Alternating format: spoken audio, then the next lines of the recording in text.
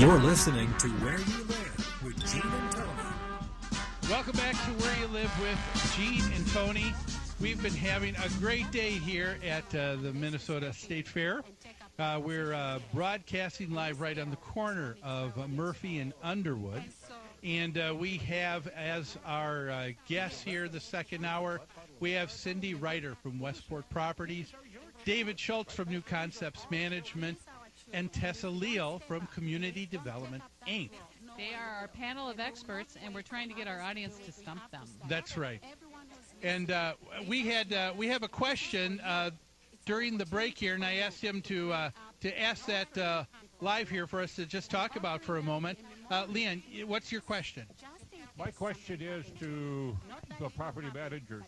In our association, there is 58 town complexes, of which 10% can be rented out, which is a total of 6.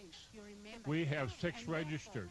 We now just had a home that was bought, and they are going to rent it, which is now number 7. So as the homeowners association and the property manager, how do you address this particular question? That's a tough one. Which one of you would like to take it? We do at Westport Properties, we get a CIC disclosure. And so we put that on the disclosures right away that there's no rentals allowed. But if they buy the home, they have to follow governing documents. They can't rent that home out. You're going to, the board or the management's going to have to send them a letter and showing them why and where they can't do that. Yeah, Cindy, you're speaking of the resale disclosure. So when someone buys a home, they're supposed to get a disclosure from the homeowners association that tells them what the rules are, that tells them what the restrictions are. You know that. And as long as your disclosure is clear that there's a limit on rentals or that the maximum has been reached, I think you are absolutely right to enforce your policies. Yeah, I'd follow up. If the 10% cap is in your governing documents, then yeah, you're kind of stuck. If it's in your rules and regulations, though, as a board, you might want to look at amending that because you do want to encourage ownership in the association. So if it's in your rules, though, it's something you have some flexibility with as well. That's a good point. This is what I do for New Concepts. I manage rentals within homeowners associations for individual owners, and it's a very sticky issue. Boards are concerned about who's living there, whether they're going to take care of the property, but owners are getting in a tight place because they can't necessarily sell their home right now, and they have to move. So many of those owners in that situation want to rent out their home. And I think what David said is certainly correct. You want to find out where it is. If it's in the declaration, you have something that may, in covenants, it may need to be amended, whereas it's in the rules. It's easily changed by a vote of the board of directors. One of the reasons why you would want to consider allowing a few more is because with this particular economic climate that we're in, I think a homeowner association, especially a smaller one, would probably appreciate having 1 or 2 more rentals, but having those people continue to make their payment to the association so that you're not left holding the bag for the dues for a couple of people. Because if you get 2 or 3 people not paying, there's 5% of your yearly budget gone. So that would be another reason why you'd want to consider making that allowance. But again, I think you can do it with a number of things.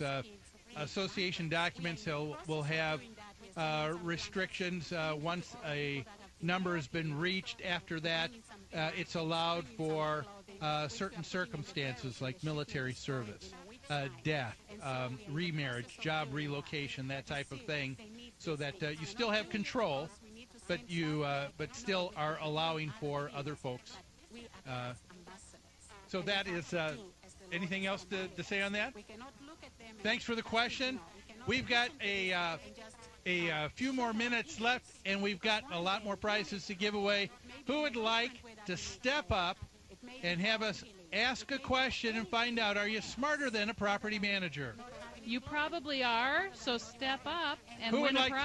Who would like to win a prize? All right, young man. And who is this? Alan Luke. Hi, Alan. Thanks for stepping up. Is it my turn to ask a question? Go ahead, Tony. Yeah, I don't know if you've noticed, but my contestants are much smarter than your contestants because I think my contestants have all gotten the right answer. now. Is it? No, you're going to get it. You're going to get it. All right. Here's the question. The father of condominiums has the same last name as a well-known politician. Is it Trump? Is it Ventura? Is it McCain? Or is it Romney? Romney. You got it! Very good. Excellent. Thank you. And Gene, what did he win? We have for you a free oil and filter change at Youngstead. Thank you. Yay, thank you. Have a good day at the fair. Well, we have time for another question. Do we have one more person who would like to step up and find out if you're smarter than a property manager? It's a good Would you like- prize. It's a good prize. Step All right, very yes, good. Yes. Tell Melissa here who you are. I'm Mary. Hi, Mary. Thanks for joining us. Gene, do you have a question for Yes, Mary? Mary, do you live in a homeowners association? No. You don't. Okay. Have you heard others talk about homeowners association? A little bit. And what have you heard? What have they said? That homeowners associations are just great. I live in a tiny one at the lake. Okay. Okay, and you're okay. You have had a good experience there Sure. for the most part. It's She's trying to be PC. You know don't that? you don't have to. There are times that I think an association that isn't run really well. Is that Well, all right then. okay? That's right. Tell us as it is. It can be difficult sometimes because you're dealing with other people who all have Yeah. a strong opinion. Yeah. Okay. What's our question? All right. The question for Mary is.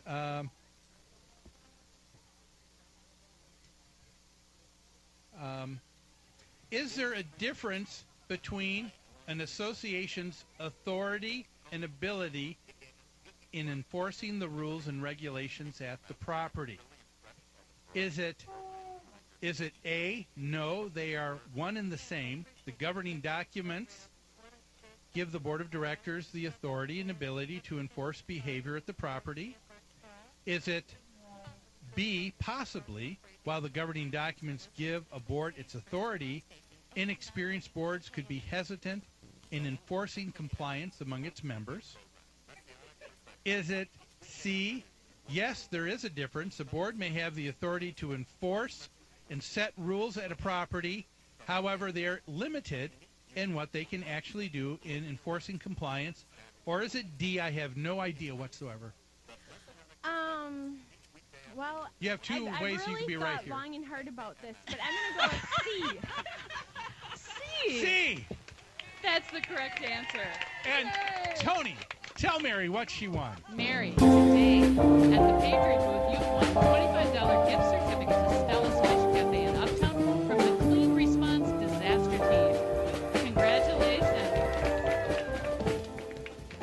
Boy, they're all getting these questions right. Smart bunch. Yeah, I'd like to take maybe a moment, if we can, just to talk about this idea about how much authority does a board have. Do you think that this is kind of a sticking point for homeowners in an association where sometimes they think the board has more authority than they actually do? Yeah, absolutely. And I even actually have recently had a situation where the board has the authority in a situation where somebody put something up on the exterior of their property. They erected this enormous trampoline and without approval, and the board has come back and said, no, absolutely not. You can't have this. And but they're kind of limited on what they can do to actually make them get rid of it, even though they have the authority. Oh. Did anybody else have something else they wanted to say about it? I've had a homeowner come in and change all their windows because they didn't like the color and the look of them. So that wasn't a lot of Without fun. asking or without going through the Just process. One or... day the guy showed up, and the next day he left, and there was all new windows. Oh, So- man. That But- reminds me of a homeowner at Prairie Bend where our manager, David Schultz, lived. That's where I met David. And you remember who I'm talking about, right? She did not like the color of the rock, in the shrub bed, so she removed it and she put in white rock, right? So the next time I drive by, it's like, oh my gosh, there's one house here with white rock.